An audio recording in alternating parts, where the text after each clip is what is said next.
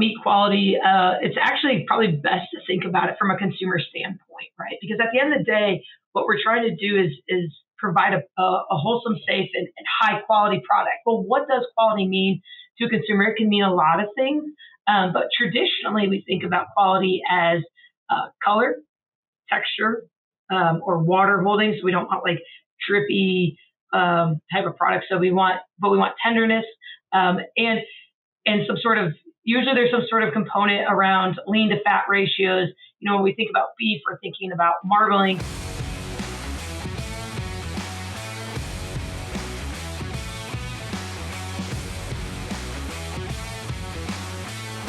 Welcome, everybody, to the Swine at Canada podcast. I am Dan Columbus, and I will be your host for today's episode. And with me today, I have Dr. Jordan Wicks, who is an assistant professor and meat extension specialist at the University of Nebraska-Lincoln.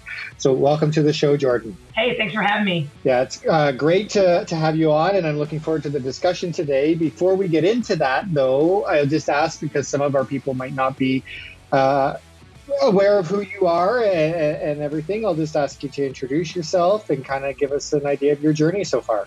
Yeah, absolutely. So I grew up in Central Illinois, and I participated in 4-H and FFA, and that's really where I got into animal agriculture, and I was on the meat judging team.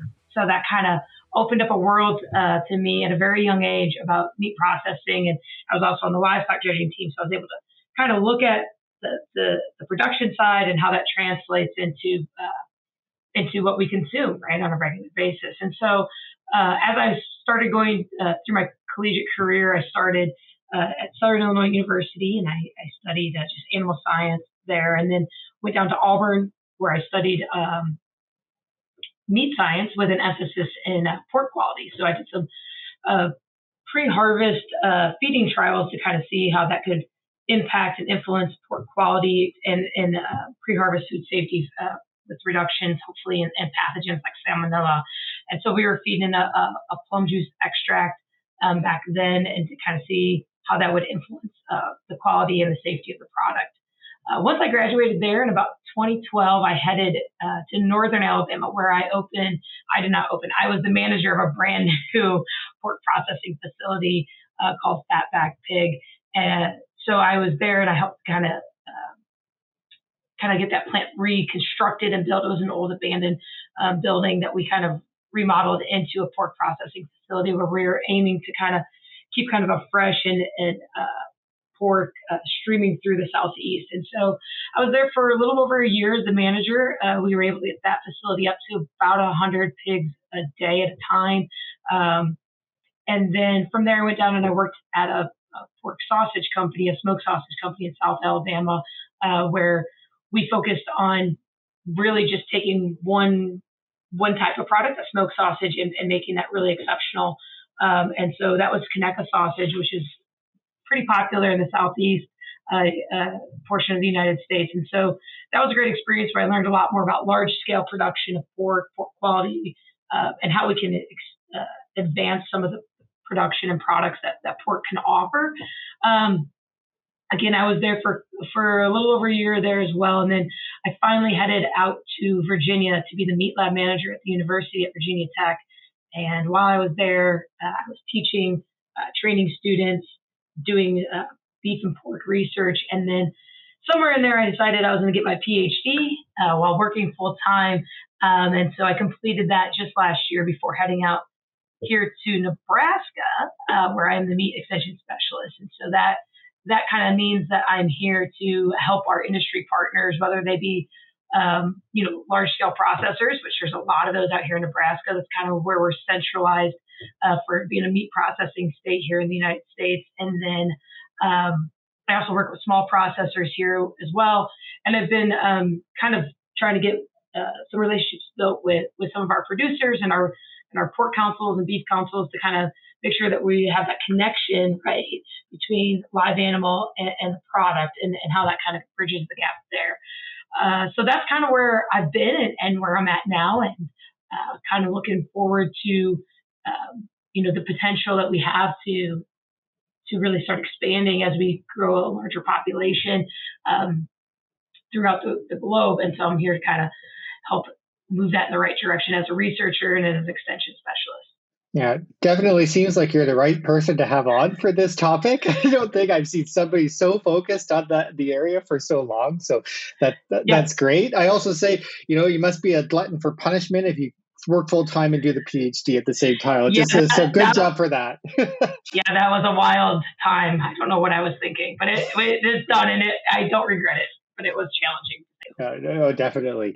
So I think before we get going, because obviously we're going to talk about meat quality, but this is, I think, a term that we throw around a lot and we don't necessarily always know what we mean when we say that. Sure. So I guess, what is your definition of meat quality? Like, what goes into that term? So when we think about meat quality, it's actually probably best to think about it from a consumer standpoint, right? Because at the end of the day, what we're trying to do is provide a wholesome, safe, and high quality product. Well, what does quality mean to a consumer? It can mean a lot of things, but traditionally we think about quality as color, texture, or water holding. So we don't want like drippy type of products. So we want tenderness, and some sort of, usually there's some sort of component around lean to fat ratios. When we think about beef, we're thinking about marbling. And that isn't always a term that's been considered when we think about pork, but I think these days it's becoming more of a conversation of that, with a lot of heritage breeds that deposit more of that intramuscular fat, those little white flecks that you see that provide flavor, right? So when we think about quality, we can also think about the safety of that. That's part of it. But the traditional sense is kind of your color, your visual appeal, your texture, your flavor, kind of those sensories that you're going to grab from the appearance to the eating experience. Yeah. So when we talk about pork, I guess specifically, it kind of comes to mind, we talk about marbling and all that, which is one of the things we focus so much on lean in our pigs, right? So it's actually resulted in what I've heard is more of like a reduction in perception of the quality, just because it's become dry and the taste isn't there. So maybe what are some of the challenges that we're having when we're looking specifically at pork meat quality? Yeah, so I think some of the challenges that we are still dealing with are actually a little bit rooted years and years ago, which was if you think back probably around the 90s, we were really trying to get that lean hog, and so that really reduced a lot of our fat content. And remember, fat is where we're going to find flavor. So we reduced a lot of that in our genetic lines, and that altered a little bit of our quality in that sense. But then they had a marketing campaign, the Pork Council, or Pork did, which was the other white meat. That was in the 90s. I remember I was younger back then, because it was kind of a red meat was bad for heart health, cholesterol. So they said, well, when you cook it, it's white, right? So it was the other white meat. And so I think really what we did to consumers at that time is we trained them that pork needs to be white, right? When it's fully cooked and acceptable and safe to eat. That's not necessarily the case per se, but I think that's how a lot of us, especially my age range, grew up in the late 80s, 90s, 2000s. That's kind of what we were targeted. Now we know that we can safely consume pork at about 145 degrees Fahrenheit, and I know we have some listeners up there in Canada, so I don't know what that converts to Celsius. I apologize, but somebody can do a quick Google search on that for you. So about 145 degrees, let it rest for about 3 minutes. We can really hit that's the food safety level that we need to be at, as well as not overcooking it and drying it out, because it doesn't have as much fat. We can dry that product out pretty quickly if not cooked properly. So those are some of the struggles we're dealing with in trying to market pork. I've sat through some recent discussions with some meat scientists at some of our national meetings, and even here in Nebraska, where they talked about, we're having a lot of trouble selling pork. We can sell bacon, we can sell sausage, that's not a problem. But selling, whole muscle pork chops and cuts like that, it becomes a little bit difficult. And I think a lot of that is the history of pork. Not that pork is bad. It's just that we have trained our consumers, and it took us years to do that. And now we kind of are in that transition. And now consumers look different. We are thinking about different types of things. We want to have these these flavors. We want to see more fat and content on our product because we understand that's where the flavor comes from. And so changing a production and changing a consumer, it's going to take time to do so. But, as both production livestock and as meat scientists, we're working together to help improve this product and make it more consumer acceptable. Because at the end of the day, we need the consumers we need to deliver what the consumers want, right? And so if their complaints are that it's not as flavorful as beef, or it's not as cost effective as chicken, or it's not, or it's too dry, these are things that we need to pay attention to and listen to, and we're working on that. So, now we could work on what are the opportunities or what can we do about it then, right? Maybe let's start with the producer, because that's obviously the first thing is what we're doing in the barn. So what are things that maybe some producers could do to help improve that meat quality? I'm not entirely in the production setting very much anymore. So, I think something that we've seen in some other industries is that we try to push chicken's a great example, right? We can grow chickens very fast. Chickens have moved to a very white, lean, right? Even the redder muscles like the thigh, they're still pretty white. And so that's a part of that reason is our genetics and how we grow those animals. I sat in some rooms and they said, well, maybe we're pushing these pigs too hard, and we're kind of getting into that same thing where we can see quality defects. We want to put lean meat on them, right? We want them to grow and be efficient, but there are challenges of how to kind of balance that. And so, from a production standpoint, I don't know exactly the diet or the formula that we need to do to optimize that.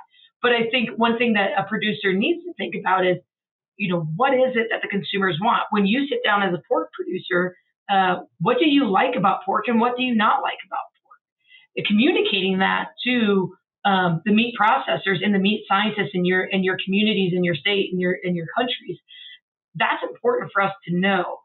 I was in a meeting with a bunch of pork producers, and they said, well, I don't eat pork when I go to a restaurant. I'm a pork producer myself. I don't eat pork when I go to a restaurant.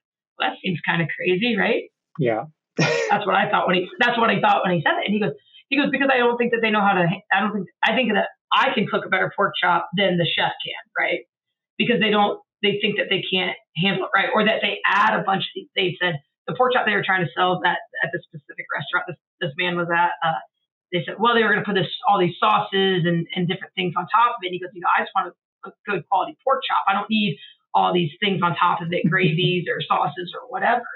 And so I think that a little bit of this needs to be where you get everybody in a room, where you get the meat, you get the producers, you get the meat scientists and the industry partners, and you get the chefs and the consumers. And everyone needs to think about this as a consumer. We are consumers, whether we're the producer or the processor. At the end of the day, we kind of sit down and think, well, what do I like about it? What don't I like about it, right? But one thing that has something that's really great about the pork industry is that it's a very versatile product. It takes on to a lot of different flavor profiles.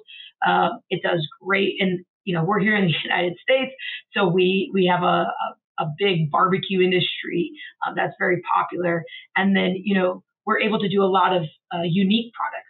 We can take that product and we can turn it into bacons and hams and different types of sausages that can be done a lot of different ways, patties, links, etc. And so there's a lot of versatility to that product that consumers really do enjoy, right? That's something that, there's not beef.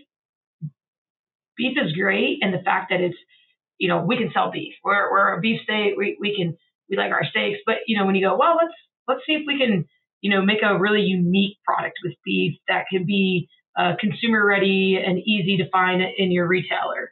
It's a little bit trickier there, right? So a lot of the different flavor profiles that work really well with pork don't work with beef. And so there's a big market to really expand on what we can do.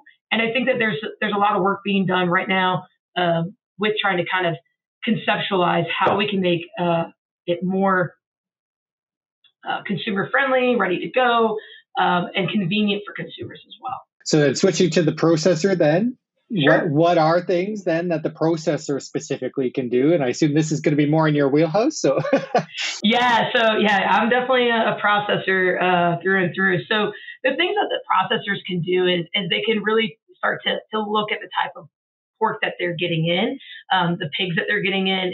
Are a lot of processors now are getting in heritage breeds, which have a little bit more fat to them, and so how those cut and how those yield are much different than your standard commercial hog. So the one thing that you can kind of think about is when you look at this pork as a processor, is it the right color? Is it the right texture? Pork is really susceptible to temperature, whether it's really warm on your harvesting floor, whether it's too cold in your coolers, or the transition in between them. And so that can really alter kind of where you're at on that. Are you skinning the hogs? Are you dehairing the hogs? That can play a role in some of that quality. And so, to really sit back and look, I've worked in a lot of different facilities, and I worked at one, and we had a really pale pork, no matter what we did. But I think that was a lot of it coming from the genetics. We really tried processing them a lot of different ways, and every time you started, to process those, they were just pale. And so some of that is the diet, some of that is the genetics, but a lot of that can be kind of handled from a processing and changing your strategies and your techniques. One thing I saw years ago in some of my research with my research group out in Virginia, we were looking at two-toning, so you could kind of get dark spots, light spots, especially in the hams. And so we started to kind of think, why are we getting these two-tonings in color, right? If you saw meat in the counter and it had two different shades of red or white, you might go, oh, I don't know about that one, and you might look over it, right?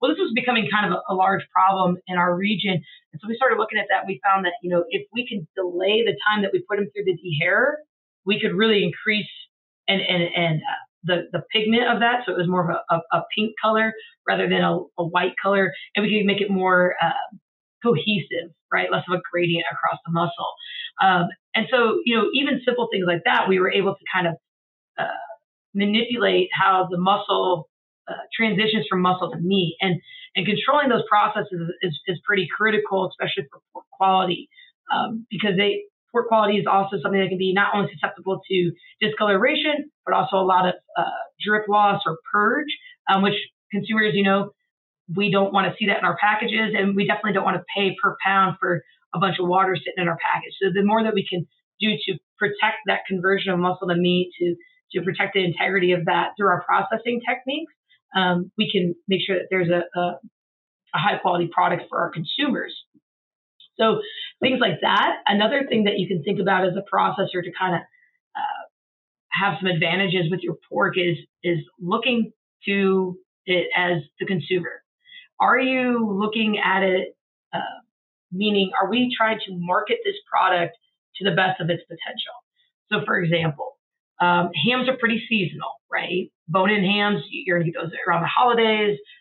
You may have a big dinner once or twice a year where you need to feed a lot of people. So, that may not be the process that you want to take, right? We go, well, we're not selling pork right now. Well, are you making it? Is it fitting the season? Is it fitting the climate, the consumer, the times? And because it is versatile, and because we can make it into sausages, because we can make it into nice deli meats. Maybe now is not the time for a bone-in ham, but maybe it is the time for a sliceable lunch meat, right? Where people are out, have picnics and down by the pools and the beaches. This is the time to make those products instead. So keeping it in mind a little bit about the consumer, the season, that can really help with that. So I think one of the things that I think I would like to point out is how do we do this? How do we make pork really hit its value and appeal to our consumers? It takes everyone, right? We need to start with a high quality product. And so if you come in and you're looking at your pork and you go, I don't know, this is looking pale, this is looking too light, too fat, etc. You can go back to the producers and go, hey, these are really not hitting our metrics. It's hard for us to process this. But on the other hand, we need to, as processors, we need to really think about the consumer. And so if everyone's kind of working together and having that open line of communication, we can really continue to build this industry up, and we need to, as we're going to continue to increase the global population. We're going to need more protein for consumers of the world, right? I particularly like your thing, where you're saying, well, if this isn't the season for this product, then let's find another one, because it strikes me as soon as the product disappears from consumers' view, it's now out of sight, out of mind, and now you got to build that up again, right? And so always having some option available seems like something that would be very important. Exactly, and remember, not every consumer is the same, and consumers look a lot different than they used to. Before, consumers were families and there was someone there to prepare the food. Now consumers may be, one person in the household. They may be a single, right? They may have kids. They may have elderly people. They're all, and some are on the go, and some have time to cook, and some don't know how to cook, and some don't like to cook. And so the convenience, the differences in packaging has been really helpful for me as a small processor, right? So if I want to make pork chops, like I'm going to cut pork chops, I'll have consumers come in that have families. So 4 to 6 pork chops is a great package, but that's not a great package for a lot of consumers, right? For the parents whose children have left home and went to college or have moved out, they don't need 6 pork chops. They need 2 pork chops, right? So even if you take the same product and you package it 2, 3 different ways, you'll find that helps move that product, right? And having convenience in packaging. So things that people can, put in their fridge or in their freezers, so vacuum packaging, matte packaging, those type of things are really helpful to add some flexibility. Like, I don't have to eat this tonight if I buy it. I don't have 2 days, right? So if you go to the grocery store and you think about your overwrap, which is that real thin film on a tray, you usually have about 3 days tops in your refrigerator before you're going to kind of get towards that potential for spoiling or going kind of bad, sour. So if you put it in a different type of packaging, something that is vacuum sealed or has a matte package, right? Think about how hot dogs and things are packaged, or even resealable things. That allows for some extension in that, and that's helpful for consumers. Consumers enjoy that idea, and so those are things that you could add pretty easily into your process. You kind of started delving into my next question, which was going to be marketability of the pork. So, you've mentioned packaging and how we do that. Are there other things that processors can do? And is that different also if you're talking about, say, like the smaller scale or your local butcher and what they can do? So marketability, from a large commercial standpoint, they've already thought of all these things. I'm not telling them anything new. These guys have been doing this for a long time, but I know there's a lot of turnover in our small processors here. We have a lot of people that have retired. Their next generation has taken over, or people have bought the businesses from the local community. One thing to think about is, how do we take and make this marketable, especially from people who want to buy whole hogs or a half of a hog? What do we do with that? Well, when you think about a hog on the rail, it's about 200 pounds. Okay, and that's with the skin on. So if you take the skin off, it can be a little bit less. But what's marketable in that? And so if somebody wants sausage and they want 3 to 4 different types, but they also want pork chops and hands, there's not enough product there. So really communicating that, and even if you're in a larger sales position with a meat company, communicating that to your end user, whether that's maybe your end user is a large grocer, maybe your end user, right, they're the ones buying it. Or maybe it's hotels and restaurants, or maybe it's just an individual who comes into your store. But helping them understand, here's what is possible out of this, right? And so, if you want this certain kind of cut, you may have to buy another type of cut, right? Or you may have to sacrifice this if you want that. I remember years ago, I was talking with a large processor, and they said this was a beef product, and they wanted to move a portion of this. And they go, well, we can sell you this like stir fry type product, but if we cut it like this, you have to buy the rest of this primal, right? And so, because they're like, otherwise we can't move it if we cut up this certain piece. And that's kind of how it goes for pork. There's different things that we can do with pork, but it may need you to buy the extra part of that if you are a larger. And so being kind of creative in that sense. But also, if you're in the small processor side, how do we add marketability? How do we add value? How do we add is by helping the consumer or your customer understand that if you want a Boston butt and you want a ham and you want bacon, there's not a lot of meat left to work with sausage, right? So how do we do that? So helping them understand what they're doing. I think a lot of times people are buying whole hogs or they're buying products and they don't know what that means, right? And if you're a processor who's getting stuck with a lot of product, let's say you're getting stuck with hams, okay? It's not really ham season. You don't do deli meats at your facility. How do we move this product? This is where some of that creativeness comes up. And one thing I've always thought about hams is, they're actually perfect for small roast. I don't think they get marketed that way a lot of times, but a nice fresh ham roast, that you can put in the oven, you can maybe inject it with some sort of marinade or seasoning, right, to kind of make it a unique flavor, have it kind of already ready to go into a crock pot and oven, right onto the grill, cut nice little thin cutlets out of that. I mean, just because you don't see it in the store every day doesn't mean it can't be done. And it doesn't mean that people wouldn't buy it. You just have to remember that there is some really high value cuts that can come out of a lot of different muscles. They just need to be thought about a little different. You may need to put a little bit of extra work into them to help make it marketable to the consumer. But the biggest thing is you have to educate your consumer. So if you want to take a ham, and let's say we're taking the inside ham muscle, and we're going to cut it into cutlets, okay? And maybe we'll marinate them even. Maybe, who knows? We can do whatever we want. But what I need to do is I need to make sure that my consumers get educated in that. So, with the help of social media, with the help of taking pictures, writing little things, that can really help to educate them. You can make a quick video, and that helps. They go, oh, I see how that's done. Yeah, that sounds great. I'll have that for dinner.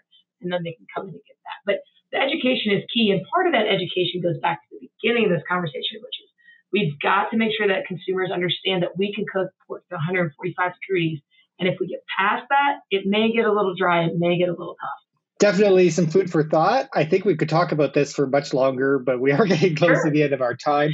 Yeah. So I'll just ask, before we get to our final three questions, for a take-home message that you want listeners of this episode to kind of bring with them. Yeah, I'd say the take-home message here is that, I've heard a lot in the last several months that, pork is difficult to sell right now. We're having trouble marketing it. And that just kind of blows my mind. And so I think that if we kind of come together as a collective industry and community, and talk about what is good and what is our challenges, and work together as a group to overcome those, I think getting everyone in the room at the same time is really going to be critical as we move forward as an industry. Definitely. It's time for our famous three. Working with nature and not against it.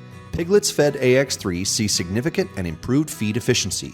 Producers know the reality of needing to reduce antibiotic and zinc use. AX3 Digest is a highly digestible novel protein that promotes improved in-barn performance, piglet health, and minimizes the need for zinc in the diet. For more information, visit www.protecta.com.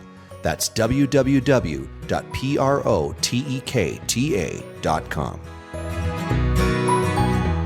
So our last three questions that every guest gets asked. So our first one is, what is your favorite swine-related resource? So because I'm a meat scientist, I don't necessarily just focus specifically on swine. When I think about where would I go to find some sort of helpful information, I go back to my education, which was the Principles of Meat Science textbook. When you think about that book, it's called The Principles. It takes you back to the fundamentals, the basics. It helps you to remember what's going on, why it's going on, how it happens from the science all the way to the consumer. And so, using that as a refresher is always a great place for me to start when I start having questions or concerns. Go back to that as an index there. Yeah, there's sometimes where I regret that I disposed of things from my education that I thought I'd never use again. And now I'm like, oh, I wish I had that because it was. Yeah, I'll never do that textbook again. Yeah, absolutely. I hear you. Yeah. I've also found myself in that situation. Yeah. So our second question is a favorite book or resource outside of agriculture, meat science, pigs. So this could be anything. So I think my favorite resource, it's not necessarily a book or anything like that. I think it's actually the producers and the processors and the consumers. Those are always a great place to start. and to finish, right? So if I don't know what's going on, going and talking to someone out in the industry, as an academic, you sometimes you sit behind your desk, and I like to think as an academic, I'm out there doing it quite a bit, but sometimes you do find yourself behind a desk. And so really a great resource is to go out into the field and ask them, what's going on? What are you seeing? What's happening? Where are our problems? Where are our opportunities? And let's go about it that way. Yeah. Right from the source. Yeah, definitely. Yeah, straight from the source. Yep, that's exactly a great resource. So then our last question, and then I'll let you go, is, what do you think is a characteristic that leaders or mentors that are particularly successful, like what do they all share? I think the one thing that, when I think about successful people in the industry or mentors of mine that I've always looked up to, I think really what it comes down to is grit, passion. It all comes from within, right? The ones who really have made sacrifices and to move the industry forward, to move their colleagues forward. Those are the type of things you see. So sometimes they're in there on the Saturday. Sometimes they're gonna be up there late at night, or maybe they don't take summer vacation, but it's because they're passionate. It's because they have grit. It's because they have perseverance. And so those are the type of qualities I think that really set apart, right? And those are what make really great leaders in our industry, the ones who've really leaned into it head first there. Yeah. Vacation? What's that? Exactly. Yeah. Okay. So. Well, it's been great having you on. Very interesting discussion. Definitely, because like you just said, you're about a year in, so I'm looking forward to the stuff that you find out in your career. We'll definitely have you back on. Yeah. I'll get you some updates here in another couple of years. Sounds good. Thanks a lot.